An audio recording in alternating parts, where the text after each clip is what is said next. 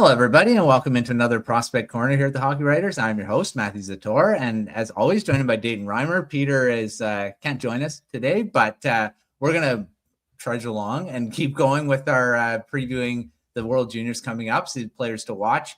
And we're going to do Sweden and Finland. And Dayton, how's it going? It's good, yeah. World Juniors is kind of started already. The pre-tournament's going on. I believe we've got a couple of games tonight. Off the top of my head, I can't remember, but Canada and Sweden played last night, so it was nice to finally see the new reformed Canadian team, and they won. So, things are good.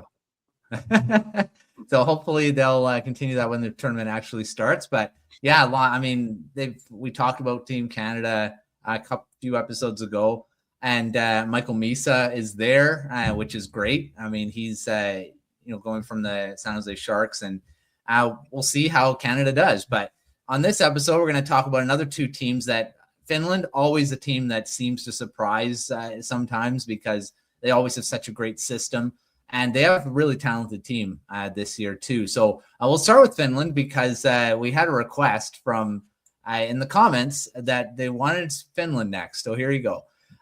So we'll talk about Finland. They've got actually a pretty strong team coming into this tournament. Looking at some of the draft eligibles that are coming up, one defenseman in particular, their goaltender, which was the tournament's best goaltender last year, is coming back as well. So they're going to be pretty strong and maybe a bit of an underdog. I don't know to maybe win something. Dayton, who are you looking at on Finland this year? I mean, you have to start with Atos Koivu. I think he was really, really strong at the summer showcase. He led the entire tournament with 6 goals in 5 games, which is pretty incredible. Yeah. I think you could make a very strong argument that Finland was the top team at the summer showcase, and no one was better on that team than Koivu. He was really establishing himself as kind of their go-to guy, which is annoying because that means the Montreal Canadiens have yet another top guy in their farm system. Beyond him, Emil Hemming is having a very strong season. He started with the Texas Stars in the AHL, and he's back with the Barrie Colts. 28 points in 17 games. I believe he was at the tournament last year and had a pretty strong showing. Actually, this is going to be his 3rd tournament. I forgot about 2024. So yeah, he's ready to take on a very big role. He's almost certainly going to be a top line guy for them. I'm quite interested in Aaron Kiviharju. I think he still has a lot to show. He's showing, I think, maybe more of a defensive side than we expected when he was drafted. What did he go, 5th round or something like that? Yeah, he was really low. Way too low for the talent that he had. Excuse me. But he's so fast, and I think he's really smart with what he does on the ice and where he plays and where he puts himself. They've used him generally as a defensive presence in tournaments. He hasn't had a lot of points. So I think now that he has some of that experience, he should be one of their top guys this season, as we get kind of rolling with the tournament here. For sure. I mean, and then of course you've got Juho Pimparainen, who's going to be a top guy in the 2026 draft, and I mean that's the guy we'll be watching at probably in the top 15 maybe for the draft, and you're looking at that their defense group is actually pretty strong overall. And they usually play, like I said, at the beginning, they play a really good, solid two-way system a lot of the time. And that's why they're always in these tournaments, because they always have great goaltending as well. And, Petteri Rimponen is coming back, King's prospect. And, their goaltending could help them win a medal too, just defense and goaltending. And like you mentioned, Koivu is going to be a big part of their forward group and the offense. And Hemming is going to be probably expected to do a bit more offensively. Unfortunately, Konsta Helenius, which, he's eligible to come to this tournament, but not on the roster as of right now. playing the AHL. Maybe they didn't want to bring him. I don't know. It's interesting. Usually if they're in the AHL, they are allowed to go to these tournaments, but we'll see. There's always chances where these guys can be added later on, but we'll see if that ends up being the case. But I was surprised that he wasn't on it, because he'd be one of their top, or he's always one of their top forwards. Yeah, the Sabres have kind of confirmed that he won't be released for the tournament. Yeah. So I think it's like it's less his choice and more the team's choice, but he has a really good chance to make an impact with Buffalo over that at that break, and with how things generally go in Buffalo, it's nice to have some guys ready to go who are thriving in the pro circuit. For sure. That's probably what it is. And you don't know what the Sabres are going to be doing trade-wise. They might be trading some guys that open up a bigger role for him. Alex Tuck being on the block and guys like that he might end up being a full-time member of the Sabres by the end of the season. If all kind of, depending on how many guys they trade away. All right, moving to Sweden, which, I've got a vested interest in this one because they've got a Canucks prospect going to this tournament. Obviously, it's not Tom Willander because he's with the Canucks, but I don't think he's eligible anymore either. But you're looking at some really talented, of course, the Swedes are always talented. They've got one of the top picks coming up in 2026 draft, probably might even go first overall. So I'll let you start with Sweden. Probably that's the first guy we'll be watching.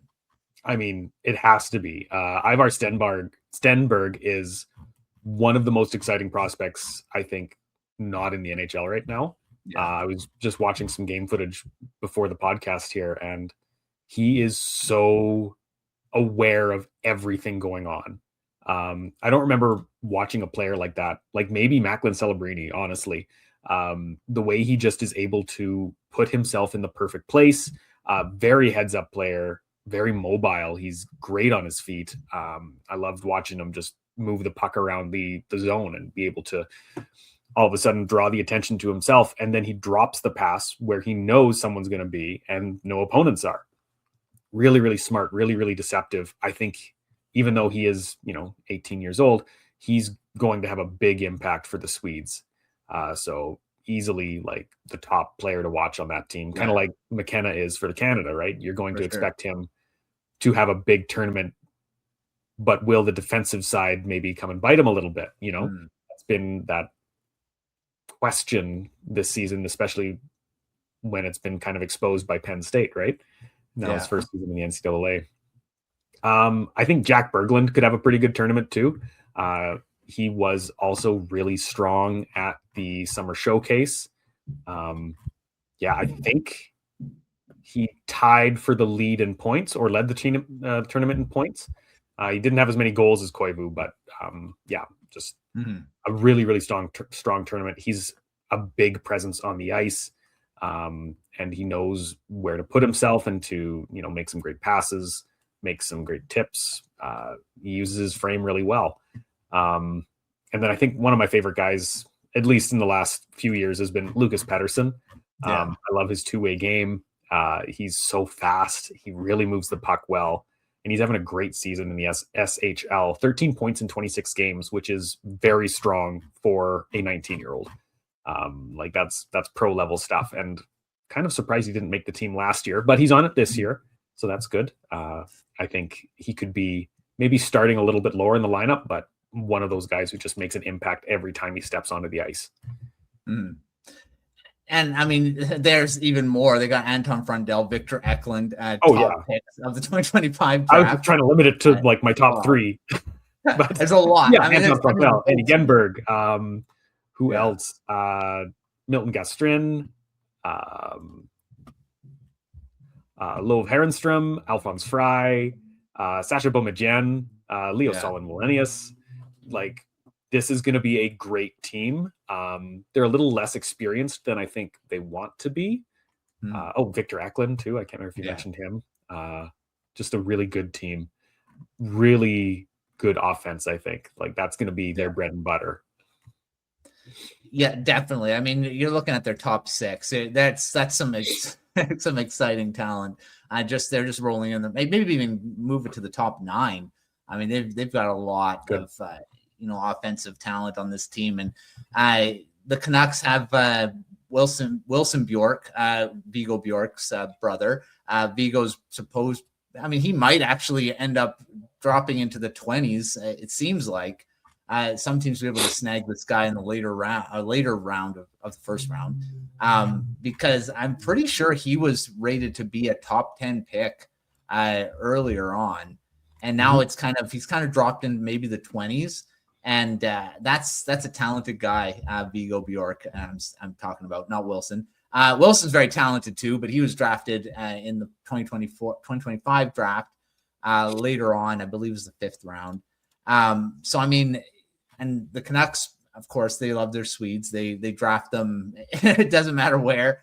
They've got a lot, and they just acquired another Swede in the Quinn Hughes trade as well, prospect. So you're looking at, and of course, Liam Ogren was part of this World Juniors team. I don't know if it was last year, but he was. A couple years ago. It was a couple of years ago now, when Lekkerimäki, Ostlund, that trio was dominant. Yeah. So I mean, it is. Yeah. So 2024, not that long ago, when he was, and he was really good too. I mean, World Juniors, Sweden's always in the conversation to have a medal, either gold. They haven't won gold. Obviously, the U.S. have won the last 2 years, but they have a good chance at this season as well. So let's jump into our predictions, and I mean, they might come up here.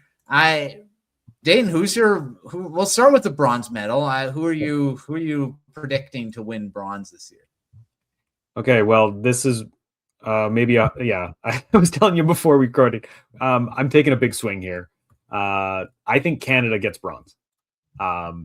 They have a refreshed system. They spent all summer re-evaluating kind of everything that they do, right? 2 back-to-back 5th place finishes is kind of like the worst that you could possibly do as Canada.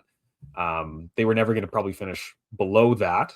They are still part of the Big 5. You can consider, all of those teams. Bottom of that is unacceptable. So they've now gone and arguably picked the roster with the best available players.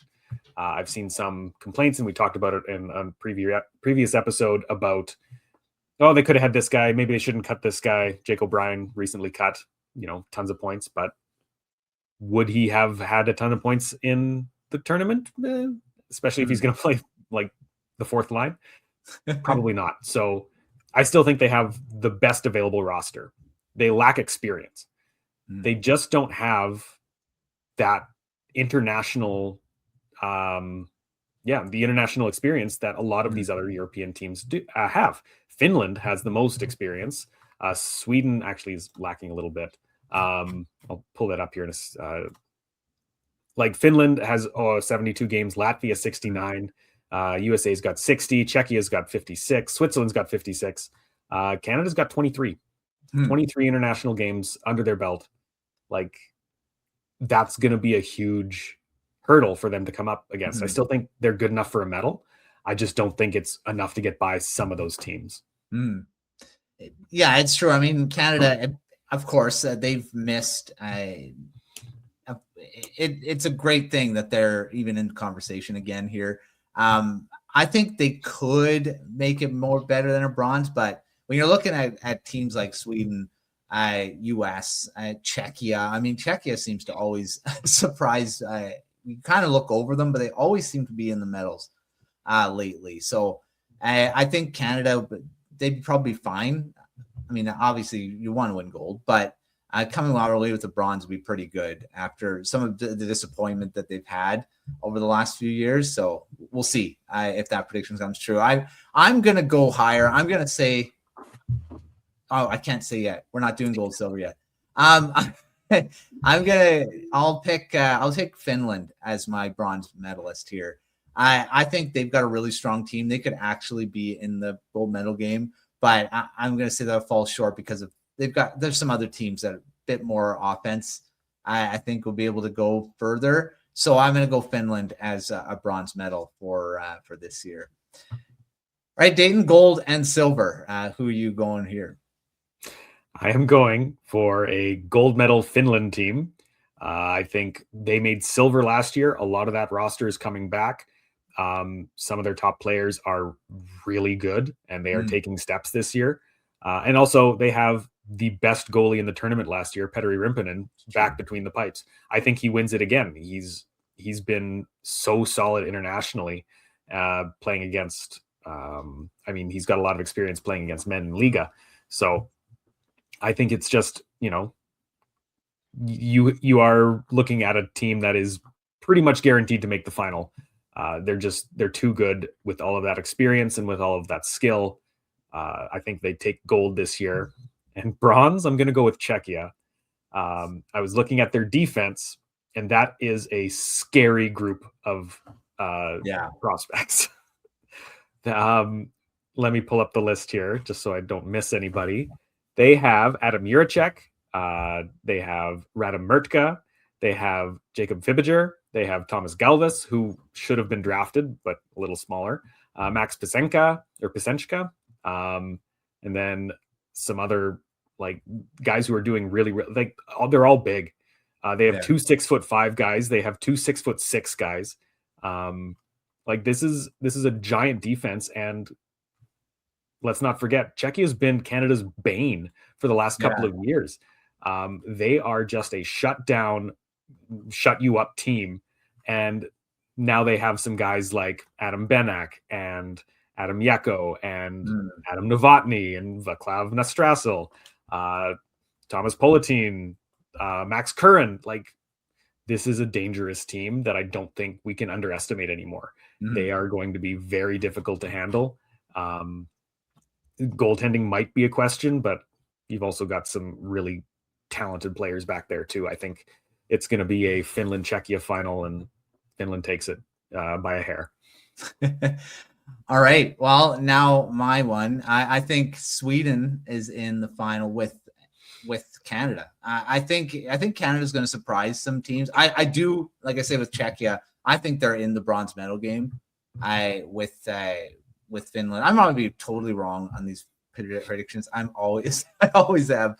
I'm hopeful that Canada's going to make, but I think Sweden is going to win the gold. I think just the offense is just a lot, and they haven't had gold. When was the last time they won gold in the World Juniors? It's been a while, a long time. They always seem to get kicked in the group stages, not kicked in the group stages. They make it through and really good in the group stages, get kicked later on. But 2012.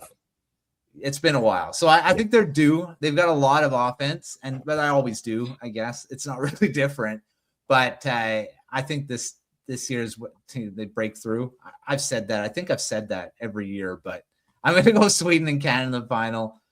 Sweden winning gold and Canada with the silver, and Finland bronze, and Czechia is in that bronze medal game as well. U.S. not on the podium, and for me, which we both agree on. I was surprised with that. So the U.S.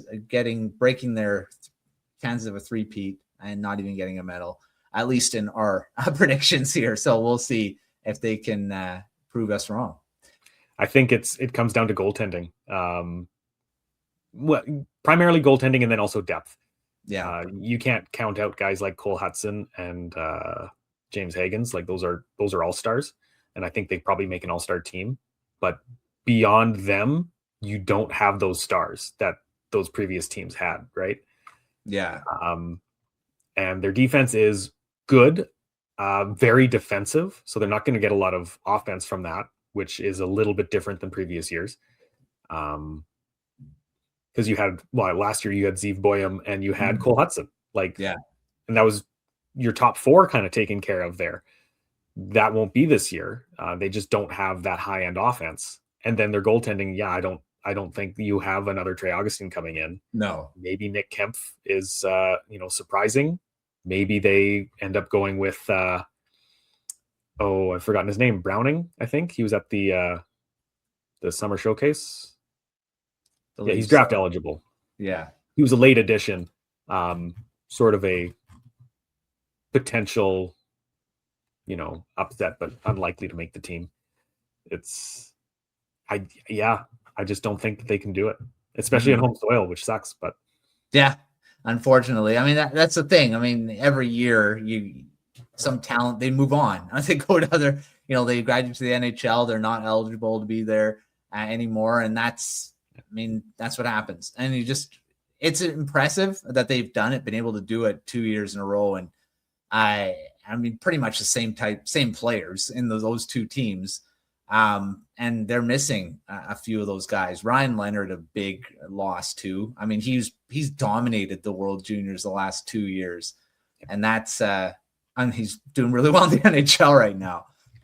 So I mean, you lose some of these guys, it's going to make a difference. So we'll see where they can, if they do have enough talent to make it. It's just the depth, like you say, the depth beyond maybe the top two lines is where you're going to get some. They're going to have a bit of a challenge. So we'll see. All right. Well, thanks, Dayton, for coming on and talking prospects as always. We'll have Peter back on, and next time we'll probably during the tournament because next week it starts and it's Christmas and all that stuff before that. But make sure to check out everything at thehockeyreporters.com. We got great articles already, World Juniors content already out there, all the final rosters. We got some other features that are out already as well. So take a look at all that on the website and subscribe to the Prospects newsletter. We'll keep you up to date with the World Juniors, everything that's going on, takeaways, all the stuff, all the things we're going to have going on. So take a look at that. If you haven't subscribed, make sure you subscribe to that. But until our next episode, we will see you next time.